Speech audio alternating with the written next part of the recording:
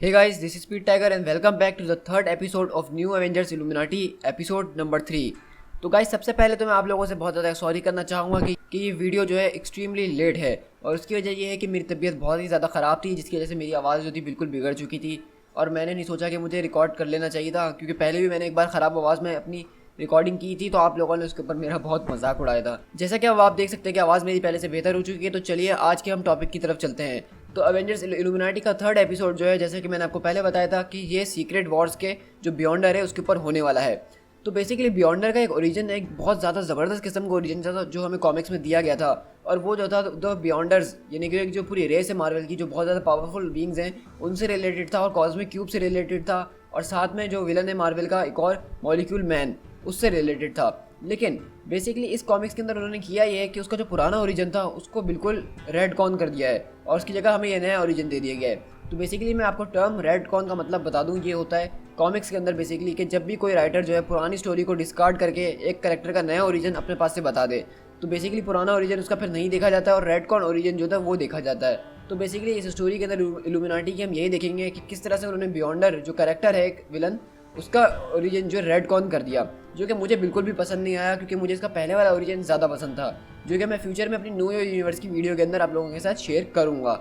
लेकिन चलिए अभी हम इसका रेड कॉर्न वाला ओरिजिन देखते हैं कि क्या बताया जा रहा है। सो गाइस चलिए इस वीडियो को स्टार्ट करते हैं।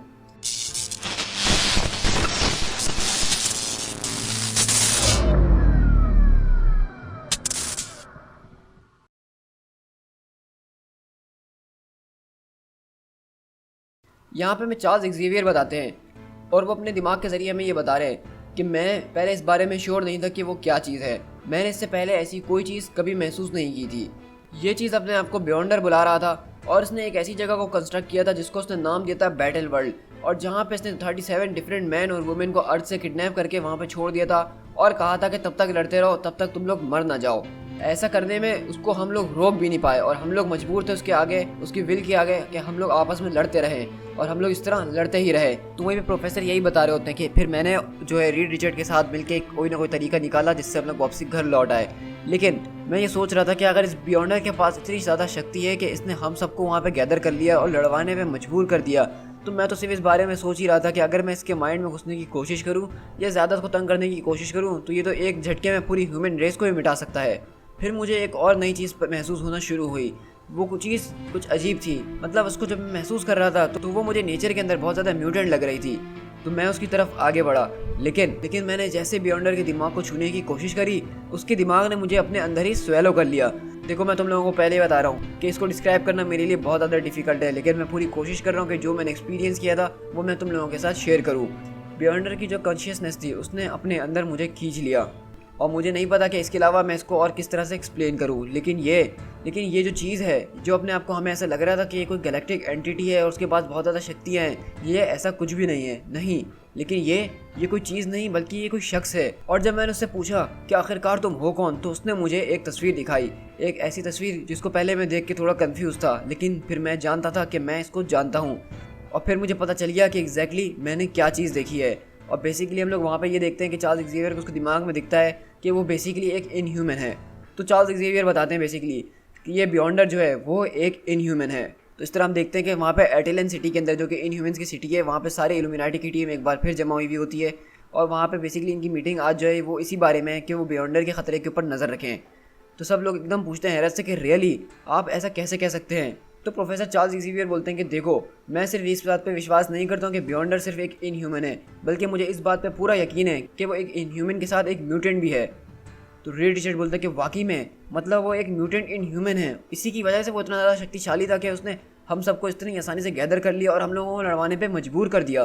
तो चार्ल्स एक्जेवियर बोलते हैं कि हाँ, और मुझे सिर्फ एक यही वजह लग रही है जिसकी वजह से वो इतना ज़्यादा ताकतवर है। उसके डीएनए के अंदर एक जेनेटिक एबनॉर्मेलिटी पहले से मौजूद थी जब वो टेरिजन मिस्ट के अंदर इंटर नहीं भी हुआ था, और टेरिजन मिस्ट में इंटर होने के बाद उसके पास जो इनह्यूमन एबिलिटीज थी वो भी उसकी जाग गई हैं। और जब हमने उसकी एबिलिटीज़ को काम करते हुए देखा तो हमें उसका रिजल्ट पता ही है। तो रीड रिचर्ड बोलते हैं कि बिल्कुल, वो तो बिल्कुल अनथिंकेबल है, वो अनप्रेसिडेंटेड है। तो क्या ऐसा वाकई में हो सकता है कि एक ह्यूमन एक म्यूटेंट हो? तो चार्ल्स एक्जेवियर बोलते हैं कि बिल्कुल, मेरे हिसाब से ऐसा हो सकता है। तो वहाँ पे नेमोर पूछता है, लेकिन ठीक है, तुम्हारी इन सब बातों का पॉइंट क्या है? ये मीटिंग तुमने आज यहाँ पे क्यों बुलाई है? तो चार्ल्स एक्सीवियर बोलते हैं कि पिछले कुछ दिनों से जो है मुझे उसकी प्रेजेंस फील हो रही है, मतलब बहुत ज़्यादा स्ट्रॉन्ग। मैं ये देख सकता हूँ कि वो करीब है हमारे फिर से, और मुझे लगता है कि एज अ ग्रुप हमें जो है इसको यहाँ पे उसके पहले आने से ही उस चीज़ को जो है रोक देना चाहिए। मतलब हमें नहीं पता कि इस बार जब वो यहाँ पे आएगा तो वो क्या क्या करने के काबिल होगा, क्योंकि पहले हम उसको देख चुके हैं कि उसको रोकना इम्पॉसिबल सी बात थी। तो मिस्टर फैंटास्टिक बोलते हैं कि लेकिन बैक्स्टर बिल्डिंग के अंदर मैंने सारे इंटरडायमेंशनल सेंसर्स को उसके ऊपर लुकआउट करने के लिए रखा हुआ है कि बियॉन्डर नाम की कोई भी चीज़, उसकी जैसी कोई भी चीज़ हमें इस स्पेस के अंदर कहीं भी दिखेगी तो मुझे फ़ौरन से पता चल जाएगा। लेकिन अभी तक मुझे इस बारे में कुछ भी नहीं पता चला है। तो चार्ल्स एक्सीवियर बोलते हैं कि हो सकता है कि वो तुम्हारी मशीन से अपने आप को छुपा कर रख सकता हो, लेकिन उनको वैसे ही रहने दो जैसा वो हैं। तो डॉक्टर स्ट्रेंज पूछते हैं, जो कि मास्टर ऑफ मिस्टेक आर्ट्स है, कि ब्लैक बोल्ट क्या तुम जानते हो, क्योंकि वो तुम्हारे लोगों में से ही एक है। तो चार्ल्स एक्सीवियर बोलते हैं कि ब्लैक बोल्ट कह रहा है कि उसके रूल के अंडर थाउजेंड्स ऑफ लोग हैं, वो इस तरह के हर एक स्पेसिफिक पर्सन को याद तो नहीं रख सकता है। तो नेमोर पूछता है, अच्छा तो तुम्हें ये बात याद नहीं है कि तुम्हारे कोई टेरेजन मिस्ट के अंदर दाखिल हुआ था और वहाँ से फिर निकल के वापसी नहीं आया? तो ऐसा कितनी बार होता है आखिरकार ब्लैक बोल्ट? तो वहाँ पे ब्लैक बोल्ट कोई जवाब नहीं देता और खामोश रहता है। तो नेमोर बोलता है कि फाइन एक्सीवियर, क्या तुम हमें इस खतरे की तरफ ले जा सकते हो? तो एक्सीवियर बोलता है कि हाँ बिल्कुल, और शायद इसीलिए मैंने तुम लोगों को यहाँ पे जमा किया है। मैंने सेलिब्रो का इस्तेमाल करा और ट्रेस करा कि बियॉन्डर एक प्लेनेनॉइड जैसी जगह पे है जिसका नाम सेरेस है। ये जो है हमारे लोकल सोलर सिस्टम के एस्टेरॉइड बेल्ट में पाया जाता है। लेकिन मुझे ये बात बताओ कि जब हम वहाँ पहुँच जाएंगे तो हम क्या करेंगे, क्योंकि वो एक ऐसी चीज़ है जिसके आगे टाइम, स्पेस और फिजिक्स कुछ मैटर नहीं रखती है, वो सारे रूल्स को तोड़ सकता है। तो रीड रिचर्ड भी बोलते हैं कि एग्जैक्टली मेरा सवाल भी बिल्कुल यही है कि हम ऐसी चीज़ के खिलाफ आखिरकार क्या कर सकते हैं। तो वहाँ पे नेमोर बोलता है कि हमें वहाँ पे जाके कुछ करने की ज़रूरत नहीं है, वो अपने किंग के आगे सर झुकाएगा और माफ़ी मांगेगा, देख लेना तुम लोग। लेकिन वहीं पे हम देखते हैं कि ब्लैक बोल्ट अभी भी खामोश रहता है और कोई लफ्ज़ नहीं बोल रहा होता है। और इसी तरह हम देखते हैं कि वो लोग जो है तैयारी करते हैं वहाँ पे जाने के लिए। तो वहीं पे डॉक्टर स्ट्रेंज बोलता है कि मुझे नहीं पता कि टोनी स्टार्क कहाँ है, क्योंकि वो आज इस मीटिंग में भी नहीं आया। तो डॉक्टर रीड रिचर्ड बोलता है कि हाँ बिल्कुल, मैंने भी काफ़ी टाइम से उससे बात नहीं करी है, मैं उम्मीद करता हूँ कि वो बिल्कुल ठीक होगा। तो नेमोर बोलता है, और अच्छा ये बताओ कि उसने तुम्हें अपनी ज़िंदगी की चाबी कैसे दे दी, मतलब ये शिप तो उसका है ना, बेसिकली हम लोग इस शिप के ऊपर एक साथ काम कर रहे हैं। तो नेमोर बोलता है कि हमने सोचा था कि तुम इस बात पर अग्री हुए हो कि इस स्क्रल शिप को तुम लोग डिस्ट्रॉय कर दोगे। तो रीड रिचर्ड बोलता है कि हाँ मुझे पता है कि ये वही स्क्रल शिप है जिसमें हम लोग भाग कर रहते हैं, लेकिन अभी भी हम इन लोग की टेक्नोलॉजी को एनालाइज कर रहे हैं और वैसे भी इसको कोई ट्रेस नहीं कर सकता है, हमने इसका ख्याल पहले बहुत रख लिया था। तो नेमोर बोलता है, कहीं तुम दोनों ऐसा तो नहीं कर रहे हो कि इस चीज़ से फॉर्च्यून बनाने की कोशिश कर रहे हो जो चीज़ हमने अपने दुश्मनों से चुराई है? ऐसा तो नहीं है? तो रीड रिचर्ड बोलता है कि बस नेमोर, बस भी कर दो, तुम भगाते बहुत हो, अब हमें चलना चाहिए, हम लोग वैसे भी एक बेहतर कल के लिए काम कर रहे हैं। और वहीं पर इस तरह हम देखते हैं कि वो लोग सब उस जहाज़ के अंदर बैठते हैं, इल्यूमिनाटी की मेंबर्स, लेकिन इस वक्त यहाँ पे आयरन मैन इन लोगों के साथ मौजूद नहीं है। और ये लोग जो है उस एस्टेरॉइड बेल्ट की तरफ जा रहे होते हैं जहाँ पे प्रोफेसर चार्ल्स एक्सीवियर ने डिटेक्ट करा था कि बियॉन्डर जो है वापसी आ गया है। तो वहीं पे एक्सीवियर बोलते हैं कि हाँ बिल्कुल, हम लोग करीब आते जा रहे हैं, मैं महसूस कर रहा हूँ। तो रीड रिचर्ड बोलते हैं कि डॉक्टर स्ट्रेंज क्या आप ठीक हैं? तो डॉक्टर स्ट्रेंज बोलते हैं कि नहीं, यहाँ पे कुछ चीज़ ऐसी है, कुछ ऐसी चीज़ है जो कि अननेचुरल है। और हम लोग देखते हैं जैसे ही वो लोग उन जगह के करीब पहुँचते हैं तो वहाँ पे डॉक्टर स्ट्रेंज वगैरह सब बाहर देख के एकदम हैरत में रह जाते हैं और सबके एकदम होश उड़ जाते हैं, क्योंकि हम बेसिकली देखते हैं कि स्पेस के अंदर एक एस्टेरॉइड के ऊपर उस बियॉन्डर ने जो है एक पूरा का पूरा सेम सिटी बनाई हुई है, न्यूयॉर्क जैसी, और उसके अंदर सेम बिल्डिंग, सेम पर्सन, हर कोई वैसी ही है जैसे कि अर्थ के ऊपर होता है।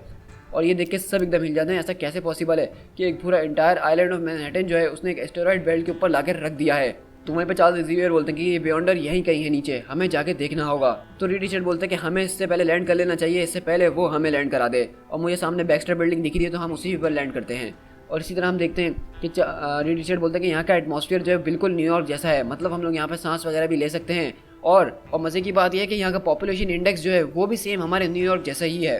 तो ये काफ़ी हैरान करने वाली बात है। तो डॉक्टर स्ट्रेंज बोलते हैं कि ये चीज़ें जो हैं जो कि नेचुरल ऑर्डर को बिगाड़ देती हैं, ये एक किस्म का वायलेंस है मेरी नज़र में। तो वहीं पे नेमोर बोलता है कि रिचर्ड्स क्या तुमने इससे पहले कभी कोई ऐसी चीज़ देखी है? तो डॉक्टर रिचर्ड बोलता है कि नहीं, मैंने भी अपनी पूरी ज़िंदगी के अंदर कभी कुछ ऐसा नहीं देखा। तो डी रिचर्ड बोलता है कि हमें नीचे सड़क पर जाके देखना चाहिए, कुछ लोगों से बात करनी चाहिए, शायद हमें तभी कुछ पता चल सके। तो डॉक्टर स्ट्रेंज बोलते हैं कि ये कोई लोग नहीं है। तो नेमोर बोलता है कि क्या तुम्हें नज़र नहीं आ रहा डॉक्टर कि स्ट्रीट पे लोग घूम रहे हैं? तो बोलता है कि हाँ वो लोग तो ज़रूर हैं, लेकिन उनके अंदर कोई माइंड्स नहीं है, वो लोग एम्प्टी वेसल्स हैं, वो सिर्फ ऐसे दिखावे के लिए इंसान हैं, उसके अंदर कुछ भी नहीं है, उनके अंदर कोई लाइफ, कोई ऑरा, कोई भी चीज़ मौजूद नहीं है। तो नेमोर बोलता है क्या वो रोबोट्स हैं फिर? तो रीड रिचर्ड बोलते हैं क्या तुमने वो चीज़ देखी? और हम बेसिकली देखते हैं कि वहाँ पे न्यूयॉर्क के अंदर Spiderman, Iron Fist, Luke Cage और साथ में बियॉन्डर भी वहीं पे घूम रहा होता है। और वो बोलते हैं रिचर्ड कि चार्ल्स क्या तुम उसको देख रहे हो? मुझे बिलीव नहीं हो रहा कि ये वही है। तो डॉक्टर स्ट्रेंज एनालाइज करते हैं, बोलते हैं कि इसकी एनर्जीज ये तो बहुत ज़्यादा खतरनाक हैं और इसने अपने आप को एक ह्यूमन फॉर्म दे दी है। तो रीड रिचर्ड बोलते हैं कि चार्ल्स तुम कह रहे हो कि ये लोग असली नहीं है, लेकिन वो देखो वहाँ पे मुझे लूक केज, डैनी रैंड नजर आ रहा है और वो उनसे बात भी कर रहा है। तो डॉक्टर स्ट्रेंज बोलते हैं कि मुझे नहीं पता कि वो क्या चीज़ है और वो किससे बात कर रहा है, लेकिन उनके पास कोई दिमाग, कोई माइंड नहीं है, वो ह्यूमंस नहीं है। तो रीड रिचर्ड बोलते हैं कि वो तो उनसे बहस कर रहा है। तो डॉक्टर स्ट्रेंज बोलते हैं कि वो बेसिकली लोगों को बना रहा है ताकि वो उनसे खेल सके, उसने अपना एक पूरा प्लेग्राउंड बनाया हुआ है। और अचानक हम देखते हैं वहाँ से वो सारे लोग गायब हो जाते हैं और वो बियॉन्डर अचानक चुप हो जाता है। तो वहाँ पर रीड रिचर्ड बोलते हैं कि मुझे लगता है कि उसने हमेशा देख लिया है। और ऐसा ही होता है, वो जब पीछे मुड़ के देखता है तो वो इन लोगों को देखता है और साथ में अगले पल ही बिल्कुल उनके सामने आके खड़ा हो जाता है। और हम बेसिकली यहाँ पे देख रहे हैं कि रीड रिचर्ड ने अपना सेंटेंस भी खत्म नहीं किया होता, उससे पहले बियॉन्डर उनके सामने आके टेलीपोर्ट होकर खड़ा हो जाता है। तो यहाँ पे बियॉन्डर आता है और डॉक्टर स्ट्रेंज को छूते हुए बोलता है कि मॉलिक्यूल्स, तुम्हारे तो अपने खुद के मॉलिक्यूल्स हैं, ये कैसे पॉसिबल हो सकता है।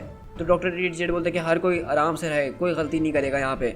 तो बियॉन्डर बोलता है कि वेट, क्या मैंने तुम्हें यहाँ पे रखा है? मतलब क्या मैं अपने आप को सरप्राइज करने के लिए ये बना रहा था और मुझे खुद नहीं पता चला? मतलब मैं सच में क्या सरप्राइज हो गया हूँ पहली बार? तो वहीं पे अचानक हम देखते हैं कि बियॉन्डर की नज़र पड़ती है ब्लैक बोल्ट के ऊपर, और जैसा कि नेमोर ने कहा था कि वो अपने किंग को देख के सर झुकाएगा, और ऐसा ही होता है। वहाँ पे जो है बियॉन्डर सब तो सर झुका के बैठ जाता है और बोलता है कि लॉर्ड बोल्टागॉन। लेकिन हम तभी देखते हैं अचानक वहाँ पे हल्क आता है और बियॉन्डर के ऊपर अटैक कर देता है, और अचानक वहाँ से सारे लोग दूर गिरते हैं और वो लोगों को समझ भी नहीं आ रहा था कि आखिरकार ये हो क्या रहा है। लेकिन देखते हैं कि जैसी चीज़ें थोड़ी सी संभल, तो वहीं पे बियॉन्डर वापसी आता है और बोलता है कि मुझे माफ़ कर देना योर हाइनेस, मैं भूल गया था कि मैंने ये इवेंट शेड्यूल करके रखा हुआ है अपने लिए। मतलब हम देख रहे हैं कि बेसिकली उसने अपने आप पे ही हल्क से अटैक करवाया, क्योंकि वो बेसिकली यहाँ पे खेलना चाहता है, वो अकेला है यहाँ पे, वो बोर हो गया है। और इस तरह वो आता है बियॉन्डर ब्लैक बोल्ट की तरफ और बोलता है, मैं इस बात को जानने के लिए बहुत मरा जा रहा हूँ माय लॉर्ड, कि आप आखिरकार यहाँ पे कर क्या रहे हैं? क्या आप यहाँ मुझसे मिलने के लिए आए हैं? प्लीज़ योर हाइनेस, मुझसे कुछ तो कहिए, आप यहाँ पे बोल सकते हैं। आपकी जो लेजेंडरी वॉइस है वो यहाँ पे किसी को हर्ट नहीं कर पाएगी। मैंने इस चीज़ की केयर करके रखी है कि आप यहाँ पे आएँ तो बोल सकें, और ये मेरी तरफ से आपके लिए एक तोहफा है। तो रीड रिचर्ड बोलते कि नहीं ब्लैक बोल्ट, तुम मत बोलना। तो बियॉन्डर बोलता कि नहीं, इट्स ओके, अगर मेरे लॉर्ड को ये पसंद है बोलना तो वो बोल सकते हैं, क्योंकि मैंने यहाँ के मॉलिक्यूल लेवल्स को बहुत ज़्यादा कंट्रोल किया हुआ है, आपकी आवाज़ उनको नहीं छेड़ पाएगी, और अगर आप चाहते हैं तो मैं इसको टोटली रिमूव भी कर सकता हूँ। तो चार्ल्स एक्सेवियर बोलते कि नहीं, और डॉक्टर स्ट्रेंज पीछे से बोलते हैं कि देखो बेटा, तुम इस तरह से नेचुरल ऑर्डर ऑफ थिंग्स जो हैं उनके अंदर इंटरफेयर्स नहीं कर सकते हो। तो वहीं पे जो है बियॉन्डर एकदम चुप हो जाता है और बोलता है कि लेकिन मेरी बात तो सुनिए। तो रीड रिचर्ड बोलता है कि तुम्हारी शक्तियाँ ये एक बहुत ही डेलिकेट सिचुएशन के अंदर हैं, तुम्हारा जो है खुद का एग्जिस्टेंस है वो इस नेचुरल ऑर्डर को, इस यूनिवर्स को जो है अपसेट कर रहा है। तो बियॉन्डर बोलता है कि लेकिन मैं तो खुद इस नेचुरल यूनिवर्स का पार्ट हूँ ना, इस यूनिवर्स ने ही मुझे बनाया है, जैसा कि मैंने इन सब चीज़ों को बनाया है। तो चार्ल्स एक्सेवियर बोलते हैं कि नहीं, ये बात सच नहीं है, द टेरेजिन मिस्ट वो जो है तुम्हारे स्पेसिफिक डीएनए के साथ मिला और इसी वजह से तुम ऐसे बने हो। तो वो बोलता है कि मुझे समझ में नहीं आ रहा कि आप क्या कह रहे हैं। तो रीड रिचर्ड बोलते हैं कि ये चीज़ जो तुमने बनाई है, ये जगह जिसको तुमने अपने खेलने के लिए बनाया है, ये चीज़ राइट नहीं है, ये अननेचुरल है। तो वहीं पे बियॉन्डर बोलता है कि माय लॉर्ड, क्या आप मुझे ये बताएंगे कि इतने वक्त के बाद भी आप लोग अब तक सब जिंदा कैसे हैं? तो रीड रिचर्ड बोलते हैं कि इतने टाइम के बाद तुम्हारा क्या मतलब है? तो चार्ल्स एक्सेवियर भी पूछते हैं कि तुम्हारा क्या मतलब है, तुम्हारे हिसाब से कितना टाइम गुजर चुका है जब तुमने आखिरी बार अपने किंग को देखा था? तो वहाँ पे जो है वो बियॉन्डर खामोश हो जाता है। तो वहीं पे नेमोर बोलता है कि इस यूनिवर्स को छोड़ के चले जाओ। तो चार्ल्स एक्सेवियर बोलते हैं कि हम एक ऐसी स्पीसीज हैं जो अपने खुद के रेट के ऊपर ही ब्लॉसम करते हैं विदाउट एनी इंटरफेरेंस। तो बियॉन्डर बोलता है लेकिन आप लोग तो हर चीज़ के अंदर इंटरफेयर्स करते हैं। तो डॉक्टर स्ट्रेंज बोलता है कि हाँ, क्योंकि वो हमारी स्पीसीज़ है। तो बियॉन्डर बोलता है देखें, मैं सिर्फ यहाँ पे अच्छा काम करना चाहता हूँ, मैं आप लोगों को बहुत पसंद करता हूँ और मैं आप लोगों के अंदर की आवाज़ भी सुन सकता हूँ कि किस तरह से आप दूसरे लोगों की मदद करना चाहते हैं और अच्छे अच्छे काम करना चाहते हैं। मैं भी बस आप लोगों के साथ यही करना चाहता हूँ। मैं जो वर्ल्ड को उस तरह बना सकता हूँ जैसा लोगों को चाहिए। और इसी तरह हम देखते हैं कि डॉक्टर स्ट्रेंज जो है अचानक उनको वो एक चीज़ दिखाता है, यानी कि डॉक्टर स्ट्रेंज जो अपनी एक्स वाइफ और गर्लफ्रेंड के साथ मौजूद होते हैं, और वो बियॉन्डर बोलता है कि मैं जो हूँ बियॉन्ड से हूँ और तुम्हारी सारी डिज़ायर्स जो हैं वो तुम्हारी होती हैं। और इस तरह हम देखते हैं कि वहाँ पे जो है चारों तरफ आयरन मैन के आर्मर्स आ जाते हैं और ये पूरी दुनिया इन्हें अच्छी लगने लग जाती है। और बियॉन्डर बोलता है कि मेरे लिए कुछ भी ड्रीम करना इम्पॉसिबल नहीं है और उस ड्रीम को असलियत करना वो मेरे लिए और भी ज़्यादा आसान है। और क्या तुम ये सुन सकते हो? और पीछे से आवाज़ आती है किंग नेमोर, और हम देखते हैं कि बेसिकली वहाँ पे नेमोर का एक अल्टरनेट वर्जन होता है और जो बोलता है कि आज हम लोग यहाँ पे आए हैं सरफेस वर्ल्ड पे क्योंकि हम इस पे कब्जा करना चाहते हैं, क्योंकि मेरा नाम किंग नेमोर है। और नेमोर बोलता है कि बस करो, ये मैडनेस बंद करो अभी इसी वक्त। तो बियॉन्डर बोलता है कि बिल्कुल मैं ये कर सकता हूँ, मैं हर वो चीज़ कर सकता हूँ जो आपको चाहिए, मैं हर एक चीज़ आपको प्रोवाइड कर सकता हूँ। लेकिन रीड रिचर्ड बोलते हैं कि बस अब रुक जाओ। तो ब्लैक बोल्ट बोलता है कि मैं ये सारी चीज़ें अपने किंग को करके दिखा रहा हूँ, मैं देखना चाहता हूँ कि वो कितने ज़्यादा खुश होते हैं मुझसे, क्योंकि मैं इनको सिर्फ ये बताना चाहता हूँ कि मैं क्या क्या चीज़ें कर सकता हूँ इस इंटायर वर्ल्ड के लिए। लेकिन वहीं पे वो जो है चुप नहीं हो रहा होता। तो नेमोर को गुस्सा आता है और बोलता है कि बस बहुत हो गया, तुम्हारा किंग तुमसे साइलेंस चाहता है। और वहीं पर नेमोर बोलता है ब्लैक बोल्ट की तरफ से कि तुम कोई गॉड नहीं हो, तुम एक इमोर्टल नहीं हो, तुम एक रॉयल सब्जेक्ट हो अपने किंग का, और तुम्हारा किंग डिमांड करता है कि तुम सारी इस मैडनेस को अभी इसी वक्त बंद कर दो, जितनी भी है सब कुछ, तुम ये जो है हर चीज़ को बंद कर दोगे, इस यूनिवर्स को तुम छोड़ के चले जाओगे और फिर कभी लौट के इस यूनिवर्स में नहीं आओगे। और वहीं पर हम देखते हैं कि बियॉन्डर अपनी नज़रें झुका लेता है और खामोश हो जाता है, और इस तरह आसपास की जितनी भी दुनिया होती है वो सारी फेड होना शुरू हो जाती है। और बियॉन्डर बोलता है कि मैं तो बस, लेकिन वहीं पर नेमोर बोलता है कि साइलेंस, तुम्हें अपने किंग की बात माननी ही होगी। और इसी तरह आप देखते हैं कि वहाँ पे बेसिकली बियॉन्डर खड़ा होता है और साथ ही साथ वो धूल बन जाता है, और उसके धूल बनने के साथ ही साथ ये पूरा जो एस्टेरॉयड बेल्ट होता है वो भी गायब होना शुरू हो जाता है। और वहीं पे चार्ल्स ज़ेवियर वगैरह बोलते हैं कि हमें लगता है कि अब हमें यहाँ से निकल जाना चाहिए, इससे पहले कि एस्टेरॉयड्स आके हमें ख़त्म कर दें। और इसी तरह हम लोग देखते हैं कि वो लोग इस जहाज़ में बैठते हैं और यहाँ से निकलने की तैयारी कर रहे होते हैं। और चार्ल्स ज़ेवियर बोलते हैं कि मैं अब उसकी प्रेजेंस को बिल्कुल भी फील नहीं कर पा रहा हूँ। डॉक्टर स्ट्रेंज बोलते हैं कि हाँ बिल्कुल, ये सारी एनर्जीज जो नेचुरल ऑर्डर है वो वापसी अपनी जगह पर लौट आया है। तो चार्ल्स ज़ेवियर बोलते हैं कि मुझे उम्मीद तो नहीं थी कि ये काम कर जाना चाहिए। तो रीड रिचर्ड बोलते हैं कि वो बहुत ज़्यादा फ्रेजाइल है, उसका दिमाग बिल्कुल अभी भी बच्चों वाला है। तो चार्ल्स ज़ेवियर बोलता है कि हाँ, और इसी वजह से मुझे डर था कि वो हमें आसानी से डिसअपियर कर सकता था। तो नेमोर बोलता है कि मुझे बहुत ज़्यादा नफरत है ऐसे लोगों से डील करने में जो कि all powerful, all doing, all sewing होते हैं। तो रीड रिचर्ड बोलते हैं कि हाँ, मेरा भी कुछ ऐसा ही ओपिनियन है कि मुझे इस तरह के लोगों से डील करने से बहुत ज़्यादा नफरत है। और वहीं पर रीड रिचर्ड पूछता है, अच्छा तो ज़रा तुम ये कब बताने वाले हो कि तुम हमारे सरफेस वर्ल्ड पे इतने टाइम से जो है अटैक करना चाहते हो? वो जो था उसने तुम्हारे दिमाग की बात दिखाई थी ना, वो तो उसने अपनी तरफ से नहीं बनाया था, तो क्या तुम अभी भी हमें कॉन्क्यूर करना चाहते हो? तो नेमोर अपने हाथ बांधते हुए बोलता है, हाँ हाँ, कभी कभी मेरा मन करता है कि मैं तुम लोगों को कॉन्क्यूर कर ही लूँ, लेकिन आज नहीं। तो चार्ल्स ज़ेवियर बोलते हैं कि ब्लैक बोल्ट, तुम्हें जो है इस चीज़ के ऊपर अपने आप को ब्लेम करने की कोई ज़रूरत नहीं है। तो रीड पूछता है कि आखिरकार वो क्या कह रहा है? तो प्रोफेसर बोलते हैं कि वेल, वो थोड़ा सा एम्बेरस्ड है कि ये सारी चीज़ें उसकी वजह से हो रही हैं, क्योंकि बेसिकली वो एक इनह्यूमन है और उसके ऊपर ब्लैक बोल्ट की नज़र नहीं थी, तो वो आज यहाँ तक पहुँच गया। लेकिन ब्लैक बोल्ट अभी भी यही कह रहा है कि उसको अभी तक इस बारे में याद नहीं है, ना उसको समझ में आ रहा है कि ये कौन सा इनह्यूमन है जो कि इस बियॉन्डर के अंदर ट्रांसफॉर्म हो गया है। उसको बस ये बात याद ही नहीं है कि आखिरकार ये आदमी है तो है कौन। और इसी तरह अचानक देखते हैं कि एक आँख खुलती है और वो बेसिकली बियॉन्डर की आँख होती है, और हम बेसिकली देखते हैं कि उसने अपनी दुनिया दोबारा से क्रिएट कर ली होती है और बोलता है कि अब मैं क्या कर रहा था आखिरकार, ओ ये मेरी दुनिया। और इस तरह हम देखते हैं कि बेसिकली बियॉन्डर जो है वो अभी भी जो है अपनी दुनिया बना के उसके अंदर खेल रहा है, लेकिन हमें ये बात नहीं पता कि वो इस यूनिवर्स के अंदर है या किसी और यूनिवर्स के अंदर। दी एंड। सो गाइस, यहाँ पे हमारी जो बियॉन्डर वाली स्टोरी है ये ख़त्म होती है, लेकिन इसके अंदर हमने एक बहुत बड़ा सरप्राइज़ देखा, जो कि ये है कि पहले हमें ये बताया जाता था मार्वल कॉमिक्स के अंदर कि बियॉन्डर जो है वो बियॉन्ड वर्ल्ड की जो शक्तियाँ हैं, एनर्जीज़ हैं, उससे बना है, जो कि बेसिकली कॉस्मिक क्यू होता है, और ये अलाइव हो गया है। लेकिन इस कॉमिक के अंदर टोटली इसका ओरिजिन बिल्कुल चेंज कर दिया गया है, और ये बताया जा रहा है कि ये एक इनह्यूमन है जिसके अंदर म्यूटेंट जीन भी पाया जा रहा था। तो ये जो नया ओरिजिन है ये मेरे ख्याल में इतना ज़्यादा सॉलिड नहीं है जितना पहले वाला था। इसमें हमें पता चल रहा है कि अभी भी बहुत ज़्यादा पावरफुल है। हमने देखा कि वो एक सेकंड के अंदर उनके सेंटेंस ख़त्म होने से पहले उनके सामने आ गया, वो जो चाहे क्रिएट कर सकता है, वो जो चाहे डिस्ट्रॉय कर सकता है, मतलब वो बहुत ज़्यादा पावरफुल है। बस हमें बताया जा रहा है कि वो एक इनह्यूमन है जिसके अंदर म्यूटेंट जीन पाया जा रहा था, और उन लोगों ने अब इतने बड़े विलन को जो है इतनी आसानी से जो है इस यूनिवर्स से दूर भेज दिया। तो सबसे ज़्यादा इस कॉमिक का जो बुरा पार्ट था वो ये था कि इन्होंने इस बियॉन्डर की कहानी यहीं पे ख़त्म कर दी, और इसके बाद मेरा नहीं ख्याल है कि हमने कभी इस बियॉन्डर के बारे में कभी कॉमिक्स में आगे सुना होगा या पढ़ा होगा। तो मैं उम्मीद करता हूँ कि मार्वल कॉमिक्स में इस बियॉन्डर को वापसी लाया जाए, क्योंकि ये बहुत ज़्यादा ज़बरदस्त कैरेक्टर है, इसके पास इतनी ज़्यादा शक्तियाँ हैं कि इसको खुद नहीं पता, और इस तरह के कैरेक्टर को देखने का मज़ा थोड़ा अलग ही होता है। सो गाइस, ये एपिसोड हमारा यहाँ पे ख़त्म होता है, और 4th एपिसोड के अंदर हम जो कहानी देखेंगे वो मार्वल बॉय की देखेंगे, जो कि बेसिकली कैप्टन मार्वल से रिलेटेड है, और उसके अंदर हम प्रेजेंट डे के बारे में कुछ चीज़ें और भी देखेंगे। सो गाइस, आई होप कि आपने मेरे चैनल तक सब्सक्राइब कर दिया होगा और साथ ही साथ बेल आइकन दबा दिया होगा, ताकि जब भी मैं एपिसोड 4 डालूँ तो उसका नोटिफिकेशन आपको फ़ौरन से मिल जाए। So guys, this is Speed Tiger, मिलते हैं नेक्स्ट एपिसोड के अंदर। Till then, thank you so much.